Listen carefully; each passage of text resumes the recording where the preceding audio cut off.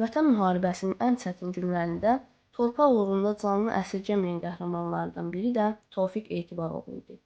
O cəbhəyə sadəcə bir əsgər olaraq yox, həm də ata, oğul, ailəsinin dayağı kimi yola düşmüşdü. Onun saf və təmiz ürəyi, səmimi təbəssümü hər kəsin yaddaşında dərin iz buraxıb.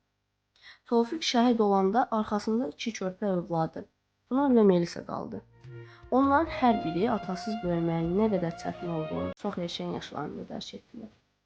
Bu ağrı, bu həsrət sözlərlə izah olunmaz. Bir dəfə Tofiqin balaca qızı Melisa bizə gəlmişdi. Masanın başında sakitcə əyləşib mənə suallar verirdi. Birdən gözündən yaş süzülməyə başladı. Nə baş verdiyini özüm anlamadım. Sadəcə dinlədim. O dodaqları titrəyə-titrəyə dedi. Atamı istəyirəm. Bu sözlərlə otaq buz kəsdi. Boğazım düyünləndi, kövrəldim. O anda susmaqdan başqa çarəm olmadı. Bu xatirə Melisa'nın kədəri, heç vaxt unuda bilməyəcəyim bir an kimi qəlbimə iz buraxdı.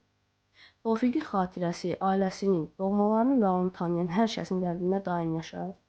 O ömrünü vətən yolunda fəda edən minlərlə qəhrəmanlardan biridir. Onun adı nəinki qəbir daşına, həm də könüllərə yazılıb. Ruhu şad olsun. Biz onu unutmadıq və unutmayacağıq.